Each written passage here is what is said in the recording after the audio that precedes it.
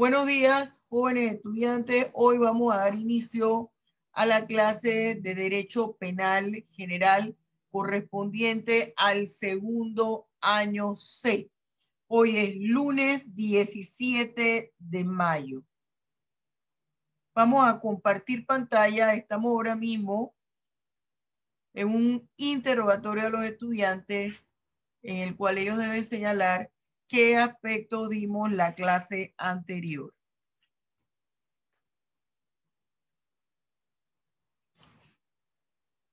Bien.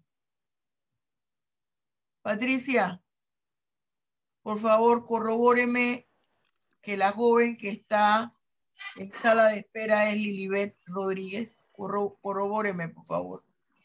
En el grupo de WhatsApp, un momentito. Lilibet.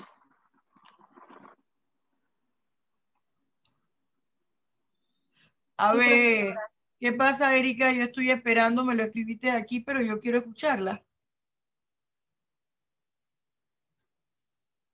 ¿Tiene problemas con el micrófono? ¿Erika? A ver, continuamos con Ernesto. ¿En qué quedamos la clase pasada? En atención al tipo de acción realizada por el agente o sujeto activo.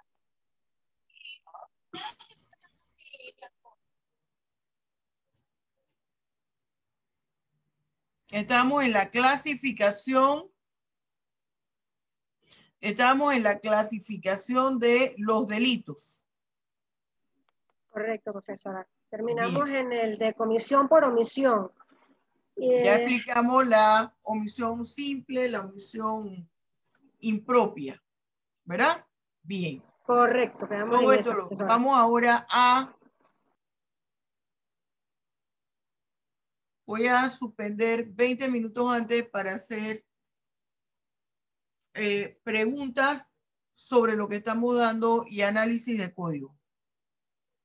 Bien, vamos ahora, según la duración, continuamos con la clasificación de las figuras delictivas del delito y esta vez atendiendo a la duración de los actos idóneos y los efectos del resultado. Acuérdense que la conducta ilícita está conformada por actos idóneos. ¿Por qué es importante determinar el acto idóneo? Primero, ¿cuál es el acto idóneo? Va a ser el acto que de realizarlo me puede llevar al resultado esperado. Ese es el acto idóneo. Por ejemplo, para yo darles clase, se lo he dicho en varias ocasiones, yo realicé varias conductas, varios actos realicé, pero no todos son idóneos, es decir, no todos son necesarios para darles la clase. Me desperté, me bañé, desayuné, me vestí, oré. De todos esos actos, hay dos actos que son los que me van a llevar a encender la computadora, a dar las clases, que me van a llevar a ese resultado. ¿Cuál es? El despertarme, porque si no me despierto en la mañana, no puedo dar la clase. El vestirme, ni siquiera el bañarme, porque no necesariamente se requiere bañarse para dar la clase. El vestirse, sí, porque no me puedo presentar aquí desnuda. Encender la computadora es imprescindible para poder dar la clase y ponerme en vista. Eso es fundamental, porque usted tiene que ver a su profesor, así como el profesor tiene que ver a sus estudiantes. Bien, ese es el acto idóneo. Y recuerde usted que es importante también determinar el acto idóneo, porque se sanciona tanto el delito consumado como el delito tentado. Es decir, realicé los actos idóneos, pero no llegué al resultado esperado. Entonces, Esa figura de la tentativa se encuentra presente en el Código Penal como situaciones imperfectas del delito, como condiciones imperfectas del delito. Esa es la tentativa. Entonces, aquí, tomando en cuenta la duración de los actos idóneos y los efectos del resultado, nosotros tenemos tres grandes clasificaciones: los instantáneos, los continuados y los permanentes.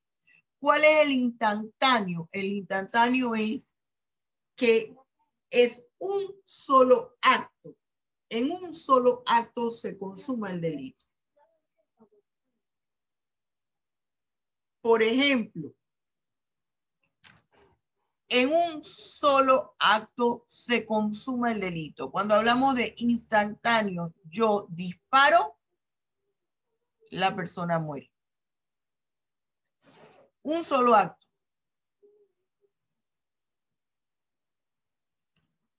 Está instantáneo con efectos permanentes. Es una subdivisión del instantáneo. Instantáneo con efecto permanente. Una lesión corporal.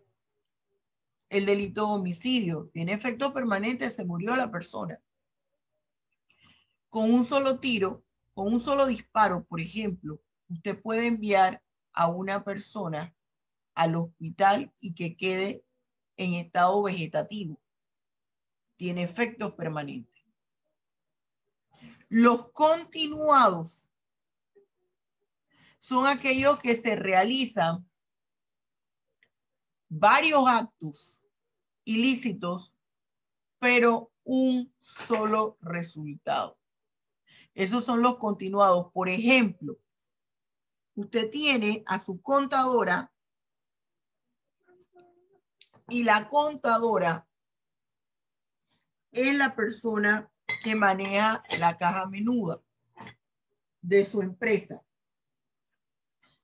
Y todos los días su contadora se lleva una cantidad de dinero mínima que es imperceptible, pero se lleva ese dinero.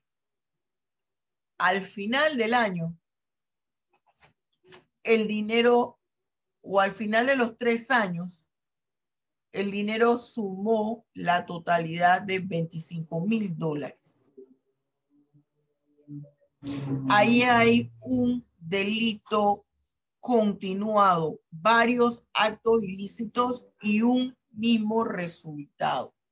Allí hay apropiación indebida. ¿Por qué? Porque usted le autoriza a la persona que le maneje el dinero, es su contadora y maneja la caja menuda, pero usted le ha autorizado que maneje la caja menuda no para que se lleve el dinero,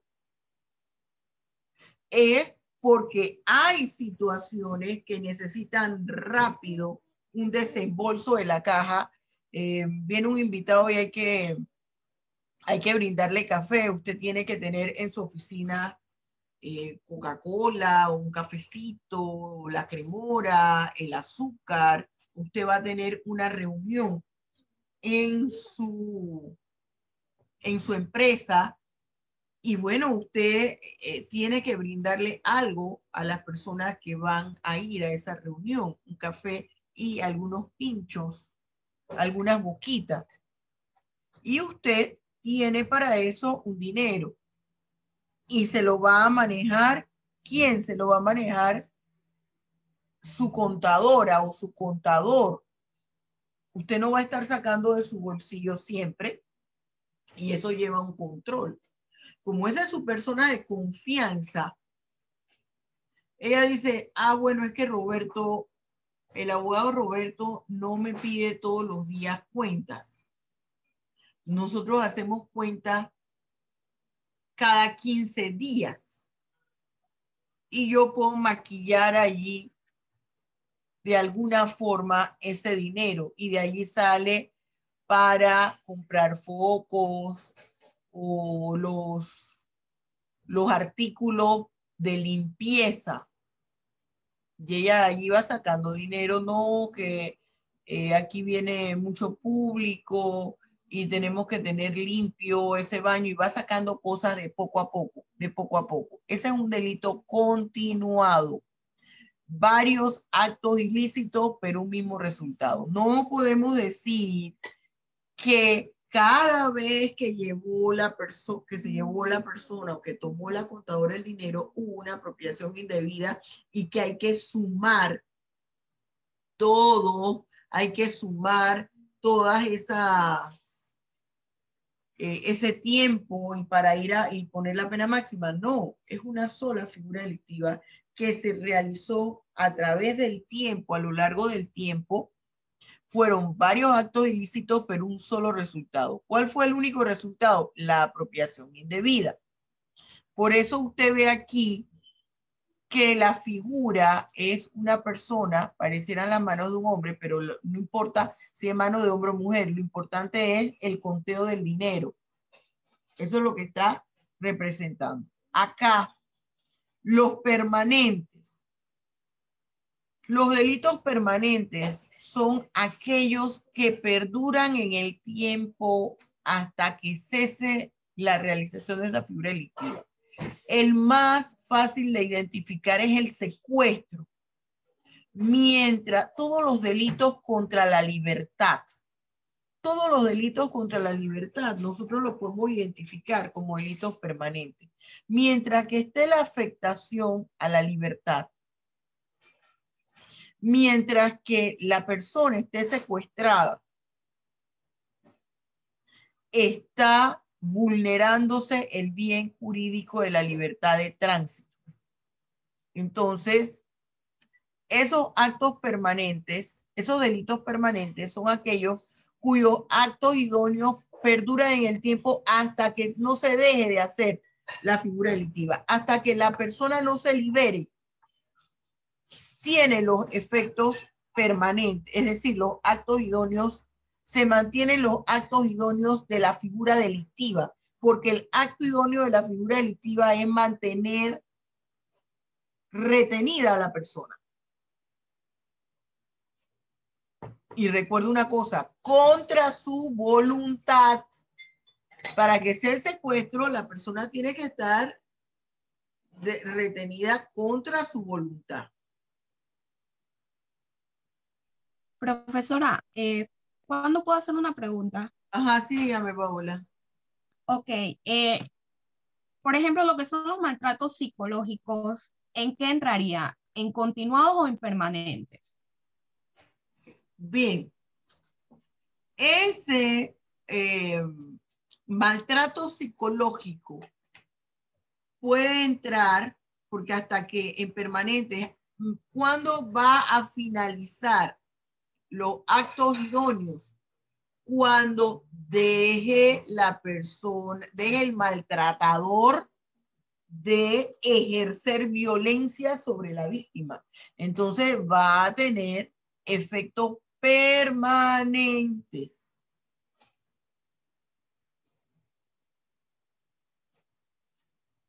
Profesora, También quien dice, fíjese, que ese maltrato puede considerarse como instantáneo, porque la persona siempre va a quedar con el efecto del maltrato.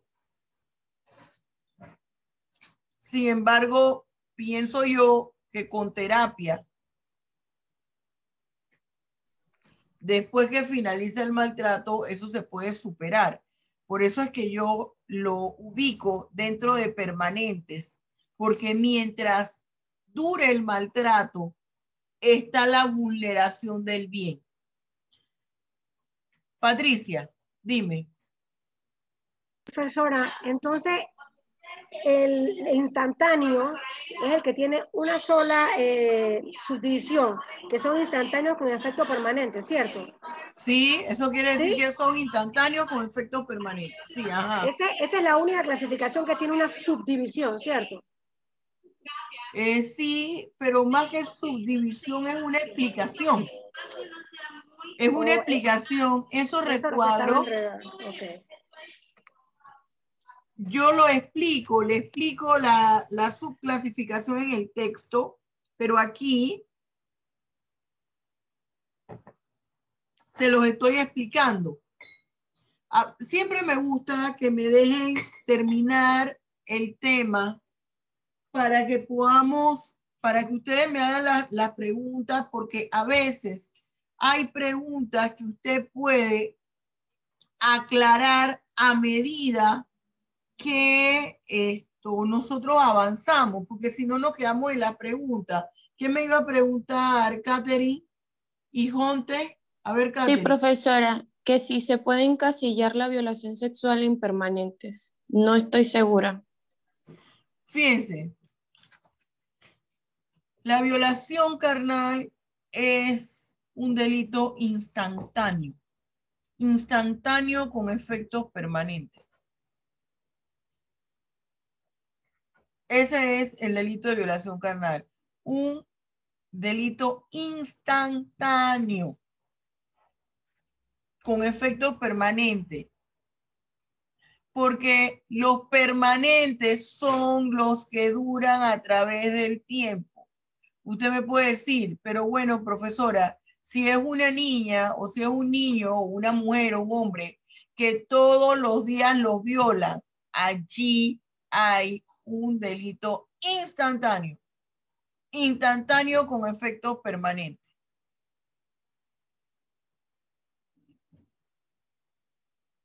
Si es una sola vez, instantáneo con efectos permanentes. Hay alguna jurisprudencia que señala, si todos los días violan a esa persona, tenemos que hablar de un solo acto, con varios actos y un mismo resultado. Todos los días violan a la persona, hay un solo delito, violación. Al final, no es que se le van a acumular a la persona. Vamos a decir que violó 4 veces. Y yo voy a sumar la cantidad de pena por delito. No, es un solo delito que se ha realizado varias ocasiones. Aquí hay algo que tienen que tener en cuenta. Los delitos pueden entrar en más de una clasificación. Jonte había preguntado rapidito y sí me gustaría que me dejaran avanzar para que hicieran todas las preguntas. Jonte había levantado la mano. No, me equivoqué, profesora. Ajá. Bernaza, rápido. Para Sí, continuar. una pregunta, profesora. Como usted decía en el ejemplo de la violación sexual, digamos, una persona que la atacaron y la violaron, en una ocasión sería según el Instantáneo. instantáneo. Y si es una persona de que está, digamos, bajo la trata de blancas y le exigen que haga eso todos los días, sería instantáneo permanente. Instantáneo permanente, si es una trata de personas. Ujú. Mientras no liberen a la persona, Sí. mientras no liberen a la persona va a haber la afectación de ese bien. Pero acá estamos hablando, en el ejemplo que puso, no me acuerdo quién, creo que fue Catherine, una persona que ese lo puse yo misma, ¿no? Creo que Catherine, usted fue la que puso ese ejemplo de una persona que la violan varias veces. No. No, profesora, yo dije que si se Una podía encasillar sola en vez. permanente y Una usted sola después vez habló. instantáneo, Sí. exacto. Una sola vez instantáneo. Si esa persona en su casa la está violando continuamente el papá o el padrastro, porque no es solamente el padrastro. El mayor índice de violaciones sexuales de los menores son los padres carnales. Eso usted lo puede ver en la jurisprudencia. Claro que hay padrastros que han violado a los menores, pero a veces yo escucho personas que dicen, no, si es el papá, eso no es así. No es verdad. Las estadísticas dicen todo lo contrario. El mayor índice, el padre. Por eso es que el papá no debe bañar a los niños, a las niñas. No las debe bañar el papá. las niñas no deben estar al descubierto ante el papá. Y a veces las mamás se descuidan porque los padres son los papás, cuando le digo carnales biológicos. Ahora, ¿qué hace una mamá cuando la mamá tiene que trabajar? Imagínense cómo va a salir la mamá, cómo sale esa persona a trabajar con tranquilidad, y eso también hay que entenderlo. Si se queda pensando que el esposo, su pareja, va a abusar de sus hijos. Son situaciones muy, muy, muy difíciles. Muy, muy, muy difíciles. Ajá, me pregunta Bárbara. Fíjese, el peculado, si el peculado es un delito instantáneo con efectos permanentes. Ya dice continuado, pero debe ser con efectos permanentes. Esta es una buena pregunta, porque el peculado se hace con un solo acto. E inmediatamente hay la afectación de el patrimonio de la nación.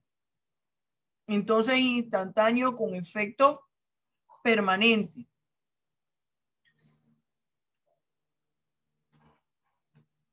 ¿Qué es lo que me va a decir a mí el efecto? Si es instantáneo o si es continuado, si es permanente. ¿Cómo se realizó el acto ilícito? Si el acto ilícito permanece en el tiempo, es decir, se repite continuamente. Mire lo que dice aquí, atendiendo al acto idóneo y los efectos del resultado. En atención al tipo de daño que ocasiona. Pueden ser de lesión o pueden ser de peligro. De lesión quiere decir que hay una afectación directa cuando la persona incurre en la comisión, en la realización del acto idóneo del que conforma el delito. Y de peligro es cuando el delito se materializa, es al poner en riesgo a la persona. Directamente no ha atacado a la persona, que es con los delitos de lesión. Un delito de lesión, el homicidio. Un delito de lesión, las propias lesiones personales. Por eso es que yo le pongo aquí un esqueleto dándole un puñetazo a otro esqueleto. O sea, esto está representando a dos personas. Lesión implica que hay un daño. En el peculado es un delito de lesión porque hay que la apropiación de un bien del Estado. De forma directa o indirecta, ahora no vamos a desarrollar el peculado. Pero eso en términos generales. Ese peculado es que yo, servidora pública, me estoy apoderando de bienes que son del Estado. Yo estoy ocasionando una lesión porque hay un daño. Peligro es que yo no he realizado un daño directo sobre el bien, lo he puesto en peligro, en riesgo. Si yo soy conductora de un colegial, yo debo recoger a los niños en su casa y llevarlo a la escuela, y de la escuela llevarlo a la casa. Si yo ese niño o esa niña la dejo en medio camino, yo le digo, mira, bájate aquí, que nada más la escuela está en una cuadra, que yo tengo que irme corriendo a recoger a otros niños de otras escuelas. Y le dicen a los niños, váyanse aquí que ustedes pueden caminar en una cuadra y no tienen que cruzar. Yo los estoy poniendo en peligro. Yo los estoy abandonando. No les he pegado, no los he maltratado, pero los estoy poniendo en peligro de que les pueda ocasionar algo, les pueda pasar algo. No, pero es que ese niño ya tiene 16 años. Aunque tenga 17, es menor de edad. Yo quiero que ustedes entiendan eso, muchachos y muchachas. No, pero es que profesora, yo tengo 19 años y mi novia ya tiene 17 años. Usted sabe que usted lo puede acusar de estupro o de violación carnal. Porque si la muchacha grita, se desbarata la ropa, se aruña, usted va a estar en problemas mientras todo se aclara. Y va a tener que subir y bajar escaleras en la fiscalía. Y si la mamá a usted no lo quiere por alguna razón, le interpone una acción penal. Acuérdese que los menores, los papás pueden actuar, porque los papás somos los representantes legales del menor. Y usted va a estar en problemas. Sí, profesora, pero es que era una muchacha alta. Claro, las niñas ahora son desarrolladas, son más desarrolladas que antes. Las niñas tienen su primera menstruación, que se conoce como menarquia, antes que las niñas de hace 25 o 30 años atrás. Nosotros estamos estudiando el curso de Derecho Penal y todas estas cosas hay que decirlas, porque usted se está formando para abogado, entonces usted o abogada, y usted las tiene que conocer. Yo le decía a unos estudiantes, antes de que entráramos en todo este bochinche del COVID, yo siempre llego temprano. Y yo me estacionaba a esperar a que abrieran la puerta y todo lo demás, y veía a una joven, una muchacha que estaba estudiando Derecho, con un joven altote, con el uniforme del Artes y Oficio. Y yo decía en los salones, cuando estábamos dando este tema, digo, estudiante mía no es, pero sé que es estudiante de la Facultad de Derecho. Y alguien dijo, profesor, es que yo lo conozco, pero él tiene 17 años. Él tiene 17 años, 9 meses. Y yo le preguntaba a esa joven, digo, ¿él es menor emancipado? No, profesora. Él vive con sus papás. Él trabaja, no, profesora. Sus papás lo mantienen. Es un menor de edad. ¿Cuántos años tenía la joven? La joven tenía 21 años. Claro, cuando el muchacho sea mayor de edad, de 18 años más 3 años, es nada. Pero en ese momento puede llegar la mamá e interponerle una acción penal a esa joven. Mire las situaciones. Siempre nos inclinamos a hablarle a los varones, pero también pasa con las mujeres. ¿Se fija? Entonces, mire todo lo que nos lleva una clasificación del delito en atención al tipo de daño que ocasiona. Volvemos al busito. La señora del busito, yo conduzco un busito colegial y dejo a mis estudiantes de 17 años, 15, 16, 17 años en una esquina porque se van en línea recta y llegan a la escuela y no tienen que cruzar la calle. Abandono de niños. Esa no era su función, los papás no le están pagando a usted para que lo deje en la esquina. Sus papás le están pagando para que lo deje en la escuela. Ahí hay un delito de peligro, porque de esa esquina al colegio algo puede suceder. Lo pueden interceptar delincuentes, lo pueden asaltar, lo pueden secuestrar para trata de personas, para tráfico de órganos. El problema no es que se pierda, claro que no se va a perder. Ese no es el problema. El peligro está en lo que puede ocurrir en el camino. Y tan es así que los papás les tienen un colegial, si no los papás los mandaran en transporte público. En atención al número de actos idóneos que conforman la acción ilícita. Están los unisubsistentes y los plurisubsistentes. El unisubsistente está conformado por un solo acto idóneo. Se requiere un solo acto. Mire que el homicidio encaja en todo. Porque cuando es sicariato, el sicariato, se contrata a una persona para matar. Ahí pudiéramos hablar de plurisubsistente. Porque se ha contratado a la persona y se mata a la persona. Entonces, unisubsistente, un solo acto. El homicidio entra en todo.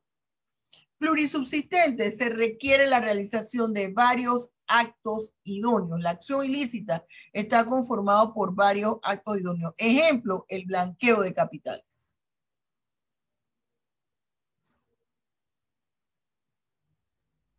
Según el ejercicio de la acción penal que se requiere para iniciar el proceso. Miren, muchachos, por eso es que yo les señalo a ustedes que el derecho procesal penal forma parte del derecho penal. El derecho penal es el sustantivo. Cuando nosotros hablamos del derecho penal es sustantivo, no nos estamos refiriendo a los nombres, nos estamos refiriendo a la dogmática jurídica. Es la teoría. El derecho procesal penal es la práctica. Porque a través del derecho procesal penal, esa teoría que me está suministrando el derecho penal se va a evidenciar. El derecho penal me dice que hay un delito de blanqueo de capital y que los involucrados son Lolo, Pirolo y Pirola. Pero yo tengo que evidenciar que Pirola, que Pirolo, que Lola están involucrados en el blanqueo de capitales. Y además, tengo que corroborar que efectivamente es blanqueo de capitales y no otra cosa, o no hay figura delictiva. ¿Y eso quién lo va a hacer? El derecho procesal penal, muchachos. Entonces, esto es procesal penal aquí. Y es una forma de la clasificación del delito en atención a la acción penal que se requiere para iniciar el delito. Por ejemplo, los delitos que requieren querella por parte del ofendido son los de acción privada. Ejemplo, delitos contra el honor. Alguien que sí, yo siento que me ha afectado en mi buen nombre lo que ha dicho Tailín sobre mí ante los medios de comunicación. Y ya los medios de comunicación no implican solamente los noticieros. Antes eran solo los noticieros y los periódicos impresos. Las redes sociales son ahora. La internet, las redes sociales, que ya ahora tienen más auge porque hasta las películas se están viendo es por internet. El famoso YouTube. Ahora el Netflix. Todo el mundo anda metido en Netflix. Todo el mundo paga Netflix. Bien. Entonces, de acción pública que requiere instancia privada. ¿Qué quiere decir esto? El ofendido interpone una querella. Y después que interpone la querella, eso lo requiere el proceso, pero después que interpone la querella, aunque le diga, ay, no, mire, que yo, ay, no, vamos a perdonarla, vamos a perdonar, no se puede, lástima, Margarito. Ejemplo, abusos deshonestos, en que la víctima es mayor de edad. Artículo 112 del Código Procesal Penal para mí. Acción penal pública, es decir, que una autoridad solo con escuchar qué sucedió puede intervenir. Y yo les pongo aquí, cuando se están garantizando bienes de doble titularidad, por ejemplo, la vida. Volvemos al homicidio. Solo con la denuncia se puede iniciar el proceso penal. ¿Sí? Según la tipicidad subjetiva del delito, nuestro Código Penal admite los dolosos y el delito culposo o imprudencial. Y aquí los expertos señalan que el preterintencional ya no existe en el código. Eso es lo que nos señalan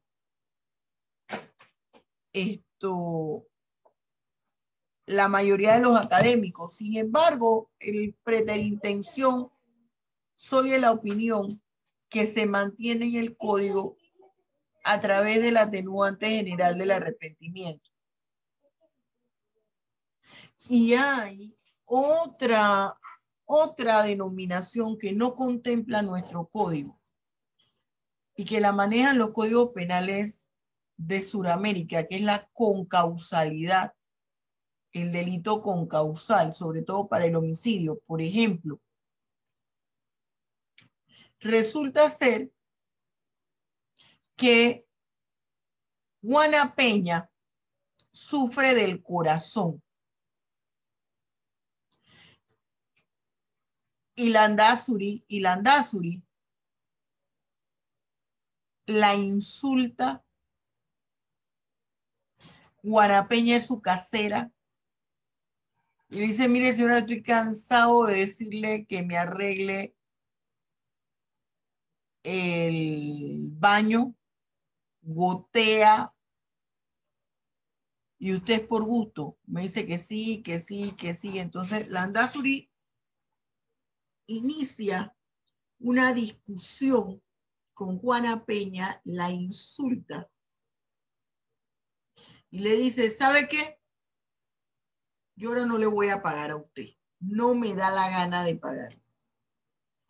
Y Juana Peña es simple y sencillamente la administradora, la persona que cobra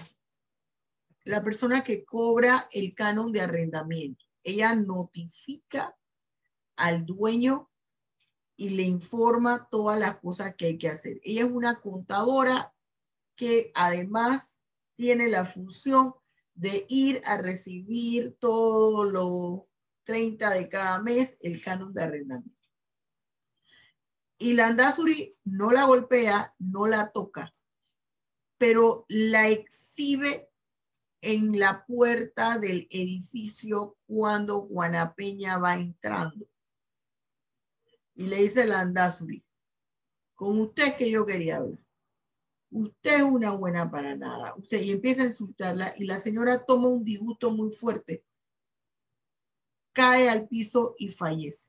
Si eso ocurriera en Sudamérica, por ejemplo, Venezuela, que independientemente del sistema imperante de gobierno en Venezuela, tiene muy buen código penal. Muy buen código penal. A Landázuri se le iniciaría un proceso por homicidio concausal. ¿Qué quiere decir concausal? Con causalidad, porque resulta que la señora tenía una afectación cardíaca que se activó producto de los insultos que Landázuri le realizó. Landázuri debió decirle: señora Juana Peña, mire, yo quisiera conversar con usted. Esta es la quinta vez, señora Juana Peña, que yo le indico a usted que tengo problemas en mi baño. No podemos bañarnos. Tengo que ir a casa de vecinos o de familiares a bañar. Yo voy a retener, que no se puede hacer, retener el canon de arrendamiento no se puede hacer. Pero él no le habla en esa forma. La insulta, le grita. Claro, La señora toma un disgusto. Usted ha escuchado aquí en Panamá, oye, cuidado que toma un disgusto y se muere la persona. Aquí en Panamá eso no está contemplado. Esa es la concausalidad. Es, por ejemplo, que usted va a un centro comercial y un maleante la asalta con una pistola de juguete. Pero ahora las pistolas de juguete, sobre todo las de balines, parecen de verdad. Y la persona que es asaltada se asusta y la impresión le da un infarto y fallece. Homicidio concausal. ¿Por qué? Porque fue la impresión lo que le ocasiona a la persona ese daño. Bueno, aquí pone Bárbara Celedón, presión emotiva. No necesariamente presión emotiva, porque si la persona ya sufría del corazón,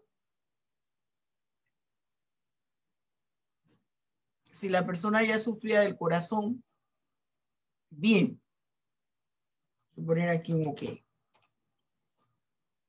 Entonces, esa modalidad nosotros no la tenemos. Antes, en el código de 1982, se hablaba del homicidio preterintencional. Ahora señalan que siguiendo la escuela finalista, no debemos hablar de la preterintencionalidad. ¿Qué es la preterintencionalidad? Es una conducta que inicia con dolo y termina con culpa.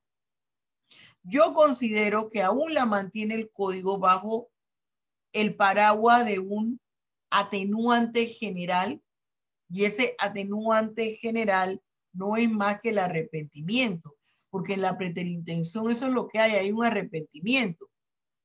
Y yo le pongo aquí, fíjese, un hombre empieza una discusión con otro, se caen al suelo y el otro muere, por ejemplo, y usted ve que eso se da en un estacionamiento.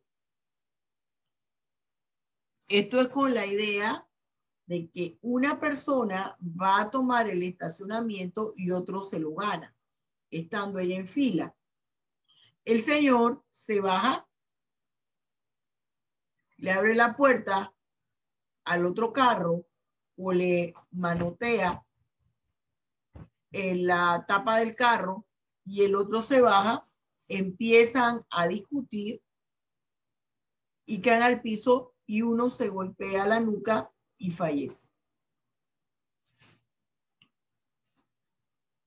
La intención no era matar a la persona. Fue un momento de coraje. Y es probable que cuando estén en el piso, ese individuo quiera llevarlo al cuarto de urgencia y lo lleve. Pero ya la persona falleció. El delito culposo o imprudenciales. Aquí no hay intención de que la persona fallezca. Simple y sencillamente se actuó con imprudencia o inobservancia del deber de cuidado. Aquí entra, por ejemplo, la negligencia médica. Se está practicando una cirugía, la persona no sufría del corazón, pero le sobreviene un infarto y la persona fallece por el medicamento que se le aplicó. Como la persona no sufría del corazón y se le hicieron exámenes médicos, se le aplica un medicamento que era contraindicado para las personas que sufren del corazón. Por eso es que las cirugías son tan delicadas. Y a veces hay mujeres y varones incluso que están a cada rato realizándose cirugías estéticas. Claro que todos queremos vernos bellos y hermosos, pero las cirugías deben ser la última instancia. Toda cirugía es delicada. Hasta una cesárea, uno se puede morir. Y por más que te realicen exámenes médicos, algo puede salir mal al momento de la cirugía. Se han dado casos, pacientes que no sufren del corazón, se les suministra medicamentos que solamente son contraindicados para personas que sufren del corazón y a la persona le sobreviene un paro cardíaco. Delito culposo. El médico no quiere que se le muera el paciente. Los dolosos. El agente actúa con intención, quiere llevar a cabo el hecho.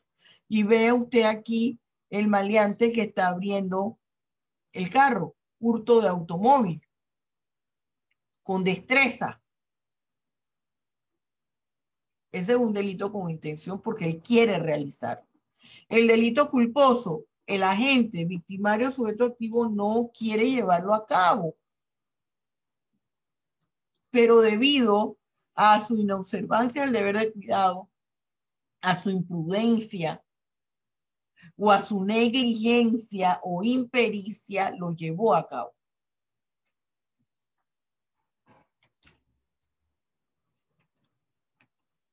Ahora sí, preguntas sobre la clasificación del delito antes de empezar a desarrollar cada uno de los elementos constitutivos del delito.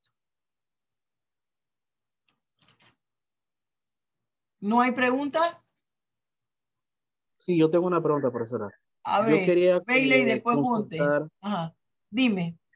yo le quería consultar sobre la primera, déjeme buscarla aquí, que lo tengo aquí.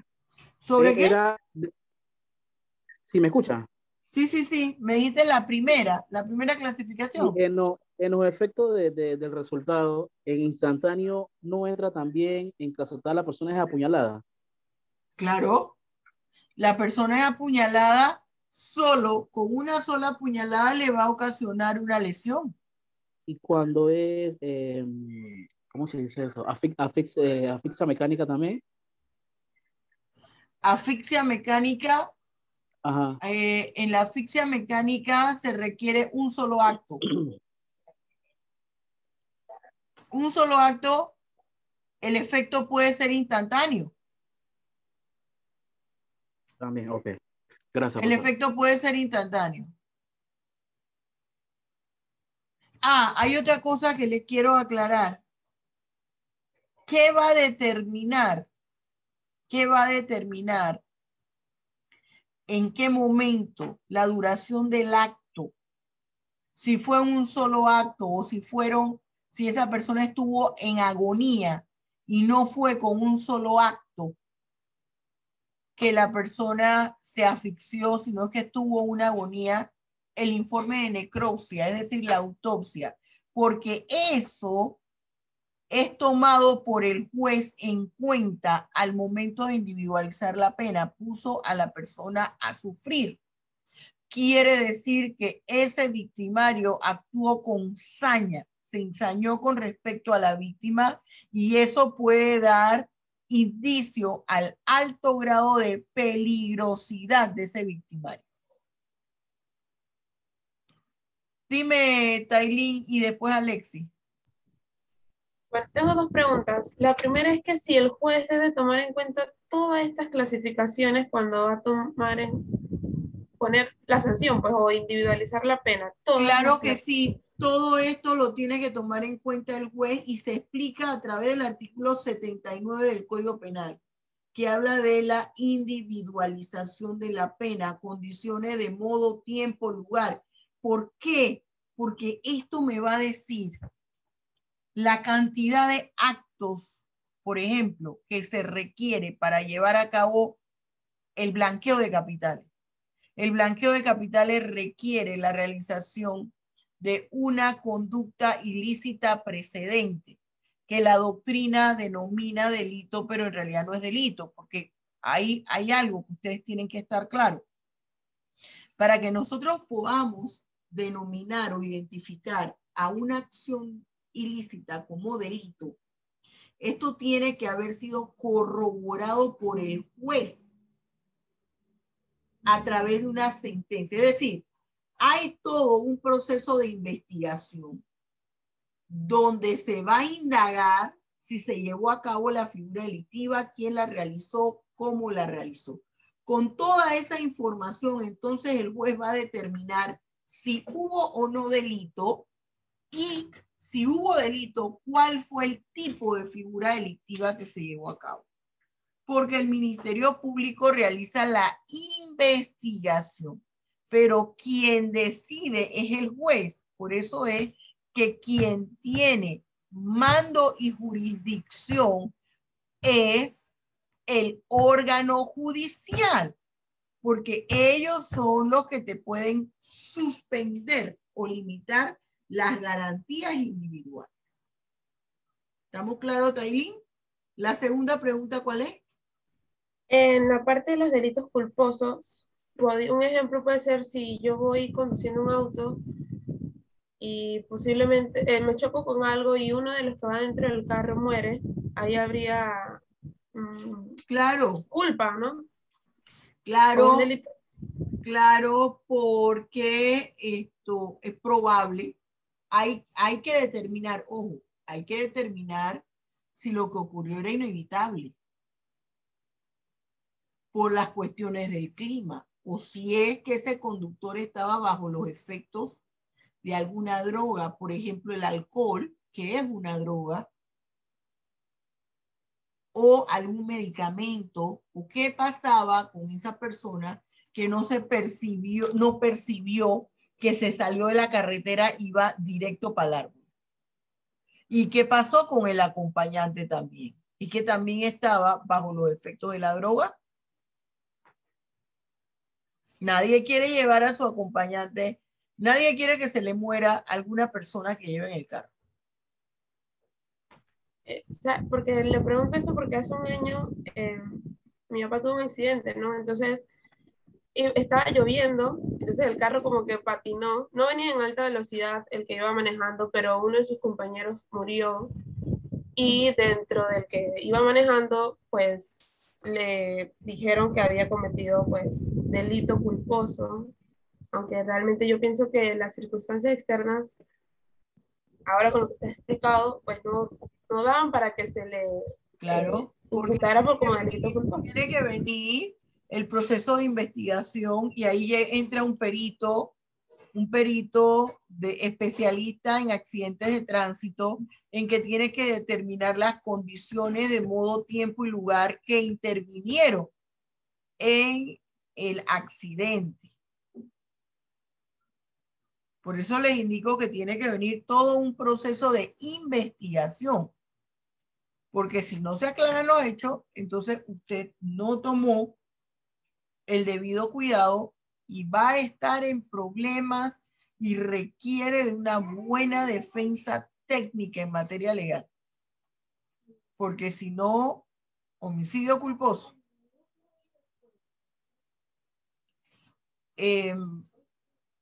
A ver, ¿qué otra? Alexis. Buenos días, profesor. Cuando usted estaba mencionando de acción penal, de acción pública, ¿no escuché de acción privada o fue que simplemente no lo escuché?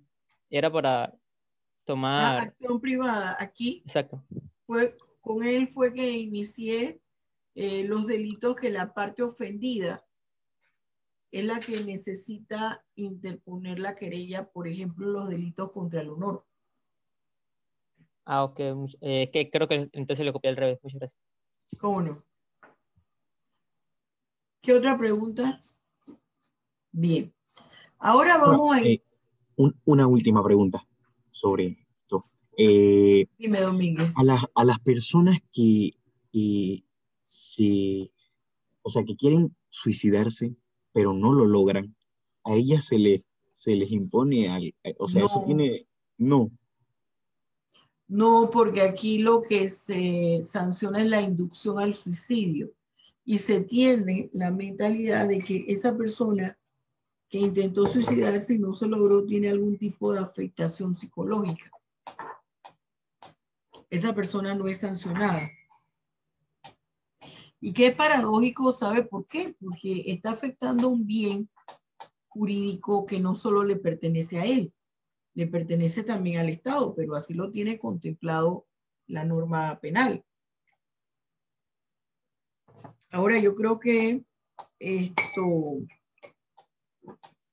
eso se tiene así porque, bueno, el que se suicida, se mata, y a quién se va a sancionar. Pero ¿qué pasó con el intento de suicidio?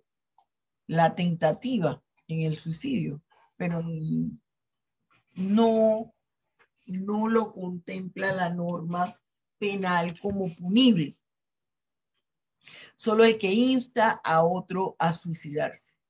¿Por qué se entiende que el que atenta contra su vida tiene algún tipo de afectación?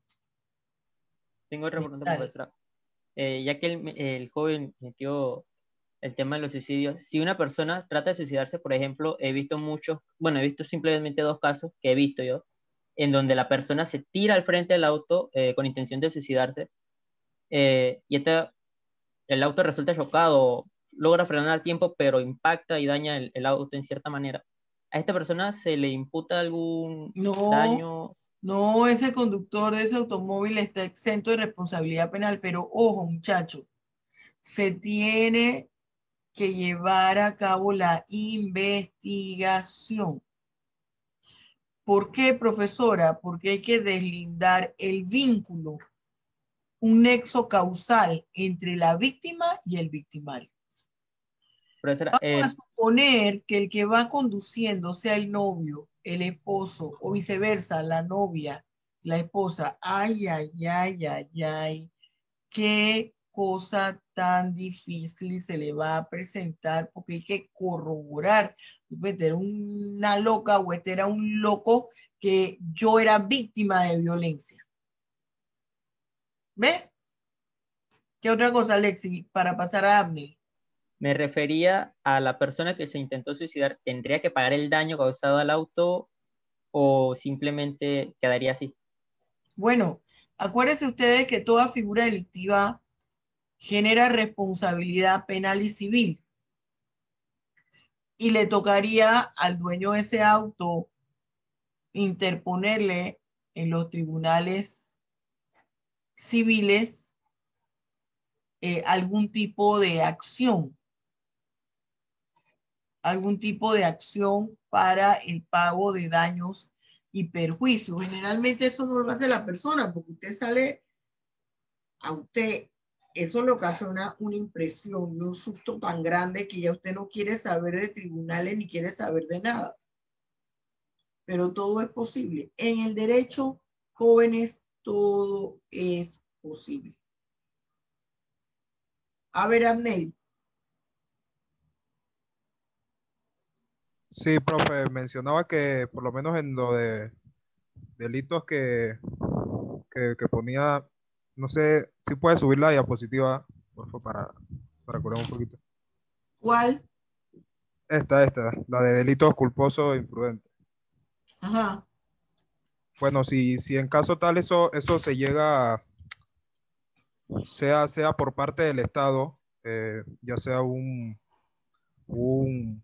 delito por parte de un caja de seguro social, por ponerlo de alguna manera, esto ¿cómo se podría, cómo pasaría por lo menos lo que usted mencionaba arriba de que, es que no sé cómo explicarme muy bien la pregunta.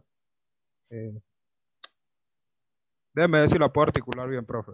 A ver si es más o menos, si lo que pienso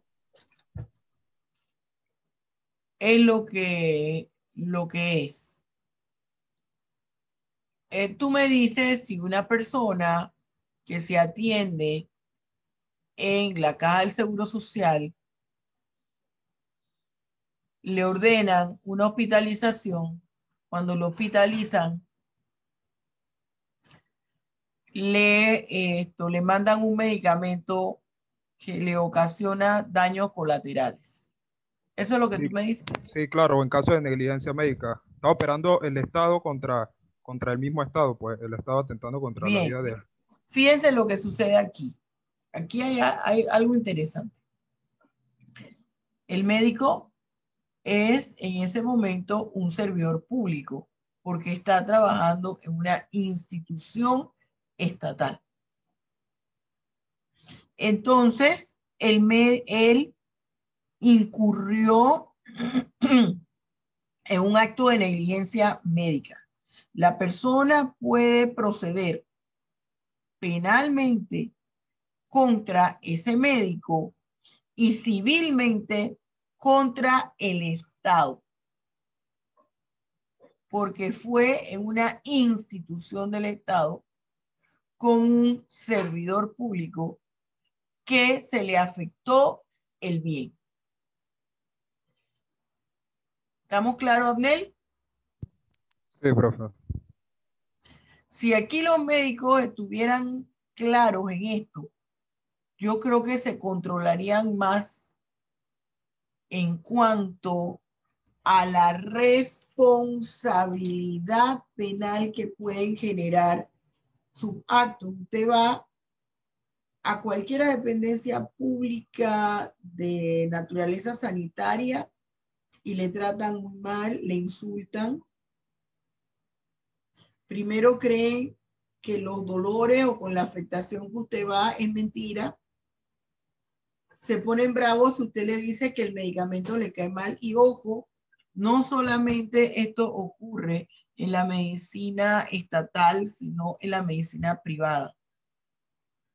Los pacientes son maltratados y los médicos le dicen, este medicamento yo lo he estado recetando a todos los pacientes y nadie se ha quejado. Bueno, pero usted fue el 1001 y a usted le afectó el medicamento. Entonces, aquí hay situaciones complejas y también hay que advertir algo, ¿eh? Hay que diferenciar si el daño en el que incurrió el médico fue por negligencia del médico o por ausencias de recursos que debía aportar el Estado y no lo aportó, o si fue combinación de ambas cosas. Porque cuando uno va a justicia internacional, como es un caso ante la Corte Interamericana que estoy llevando de una clienta del Perú, ¿qué pasó con su esposo? Su esposo tenía que hacerse una diálisis que hay peritoneal que se hace en la casa. Y producto, o esa diálisis fue el resultado de una infección que tomó el esposo en un hospital público, en un hospital del Estado. ¿Y por qué tomó esa infección el esposo? Número uno, el médico le aplica un medicamento que generalmente es muy fuerte y trae infección en las vías urinarias y hay que aplicarle otro medicamento. Y dos, necesita necesita ese paciente estar en unas condiciones de salubridad estrictas cuando está en el hospital y debe estar aislado. Nada de eso se dio. No se dio ese aislamiento. Lo quitaron de esa sala, lo mandaron a otra donde había una fuerte contaminación y le da hepatitis. Mire, hay una negligencia por parte del médico y él es un médico estatal y el Estado en la institución sanitaria donde ese médico trabajaba, además, no ofrece ni brinda las condiciones mínimas que necesitaba ese paciente. ¿Se fija? Entonces aquí se interponen acciones tanto para el médico en el Perú y el Estado en la Corte Interamericana de Derechos Humanos. Claro, a través de la Comisión Interamericana, pero la comisión es la que pasa a la Corte Interamericana. Entonces, esos son casos muy interesantes en los cuales hay que ver. Usted tiene que observar primero cuál era la obligación del hospital estatal. suministró los utensilios, suministró las condiciones mínimas de los medicamentos, estaba la habitación o la sala de cuidados intensivos, el salón de operaciones, estaba en las condiciones mínimas para que fuera intervenido la persona o no. Todo eso hay que tomarlo en cuenta. ¿Estamos de acuerdo? Muy bien, jóvenes. Miren. Ofa, Ajá. La compañera Erika Cortés puso una pregunta en el chat. En el chat. Déjenme ver que no he visto.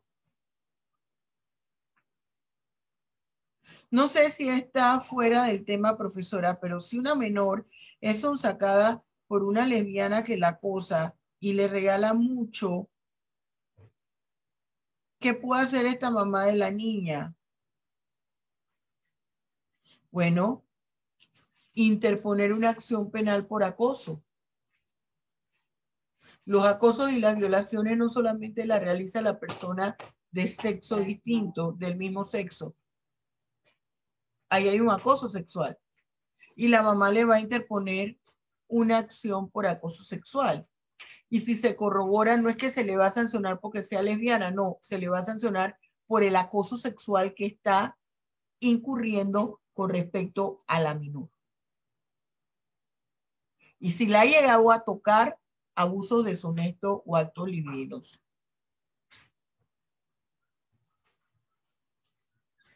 Yo quiero hacer una pregunta, profesora. Dígame.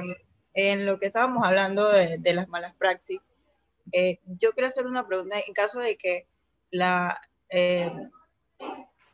negligencia venga de parte del paciente, de que, por ejemplo, quiere una atención médica urgente cuando tiene un dolor, ya sea ya de un mes, y va al mes, después del mes al médico, ¿no?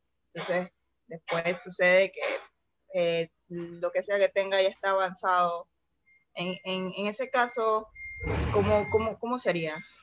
Bueno, mire, Sí. esa es una pregunta interesante y también que tiene mucho que ver con la negligencia médica. Si la razón por la cual hubo una complicación fue porque el paciente no cumplió con el procedimiento o con la medida que le sugirió el médico, no hay negligencia médica. Ahora, por eso siempre le señalo que la persona puede interponer la acción penal y va a venir el proceso de investigación, donde se va a venir la aportación de pruebas. Porque acuérdese usted que los médicos deben dar directrices sobre el uso del medicamento o sobre la enfermedad o dolencia que lo ha llevado usted al hospital, y eso ha dado origen a que se le aplique a usted un tratamiento médico. Ese tratamiento médico tiene que tener un diagnóstico y se le tiene que explicar al médico cómo va a tomar el medicamento. Y si me dice el médico, usted no puede trabajar durante los 5 días o usted no puede tener relaciones sexuales durante los 5 días de tratamiento, o usted tiene que permanecer acostada y no puede ponerse a coser, vamos a decir que la persona es costurera, porque esta posición de inclinar la cabeza le puede prender la retina, y usted al día siguiente de la cirugía se levantó y se puso a coser, o sostuvo las relaciones sexuales, o salió, se le incapacitó para trabajar, pero usted estaba en el supermercado. Bueno, pero es que no tenía a quién mandar al supermercado y tengo hijos menores. Todo eso está bien, pero entonces ya no se le puede decir al médico que el resultado fue por negligencia médica. Ahí queda exento de responsabilidad penal el médico. Esto es complicado. A ver, Alvis. María y después Patricia. Ajá. Sí, mi pregunta va, es referente al ejemplo de la señora Julia Peña y el arrendatario. ¿Qué pasaría si en vez de morir la señora Julia Peña, muere el arrendatario a razón del goteo que tiene el baño, se resbala, se cae, se da un golpe en la cabeza y muere? ¿En qué clasificación entraría ese delito y si es responsable el propietario o Julia Peña? Oye, fíjese, esa es una pregunta bien interesante. Por lo siguiente, allí habría que ver para que se pueda, usted puede interponer la acción penal. Interponer la acción penal por homicidio culposo. Sin embargo, aquí habría que ver a qué está obligado el arrendador y a qué está obligado el arrendatario. ¿A qué tipo de situación, qué tipo de situación o desperfecto que se le presente en su vivienda le corresponde arreglarlo el arrendador y cuál le corresponde arreglarlo al arrendatario? Y ahí nos tenemos que ir a la ley de arrendamiento para ver qué le corresponde al arrendador y qué le corresponde al arrendatario. Y a qué acuerdo ha llegado usted en el contrato de arrendamiento. Hay algunos contratos de arrendamiento que señalan que si se presenta algún desperfecto en el bien inmueble, se subsana, se presentan las cuentas, las facturas, y eso se le debita del canon de arrendamiento. Todo eso habría que tomarlo en cuenta. Había que tomar en cuenta las veces que usted le informó a su arrendador sobre el daño que había en la casa. Si era, por ejemplo, un daño estructural que se vino abajo una pared, ese arrendador, va a estar en serios problemas porque está difícil que se libre de un homicidio culposo. Pero todo va a depender de qué se estableció en el contrato, qué es lo que dice la ley de arrendamiento sobre los daños que se presentan, los diferentes tipos de daños que se presenta del bien inmueble. Si fue un foco que se quemó y se explotó, pero ¿qué fue lo que originó eso? Un corto grande que había en el apartamento. Es muy difícil cuando usted renta bien inmueble, ¿eh? Este ejemplo que acaba de decir Alvin no es que está al lado de los cabellos, esto ocurre en la realidad. Entonces, esa es la respuesta que tengo para ti, Alvin. Conclusión, tengo que fijarme primero qué es lo que dice la ley de arrendamiento para establecer cuáles son los derechos y deberes del arrendador y del arrendatario. 2, tengo que ver el tipo de daño, si es un daño estructural o si es un daño insignificante que un vidrio de la ventana, cuando yo estaba cerrando la ventana, se cayó y se rompió. ¿Me estoy explicando, Alvis? ¿Eso quedó claro? Bien. A ver, Patricia, María, y ya tenemos que concluir porque son las 10:15. A ver, aunque se acaba a las 10:35, yo les he dicho que así como no quiero que lleguen tarde a mi clase, así tampoco quiero que por culpa mía usted entre tarde a la clase otro profesor. A ver, Patricia. Buenos días, profesora. Profesora, entonces, ¿se puede decir, según lo de la tipicidad subjetiva, que los delitos culposos y los delitos preterintencionales se pueden catalogar como atenuantes? No. No se pueden catalogar como atenuantes. No, si lo no que se yo digo, no, yo le pregunto a usted que si no, se no, puede. no se puede catalogar como atenuante. No se puede catalogar como atenuante porque preterintencional, que la conducta inicia con dolo y termina con culpa.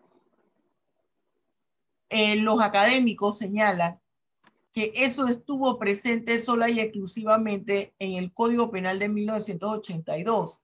Sin embargo, soy de la opinión que en la actualidad todavía está, pero como un atenuante, que es el arrepentimiento, porque la preterintención no es más que el arrepentimiento que tiene la persona y quiere cambiar su dirección de la acción como él la llevó a cabo, como él la inició.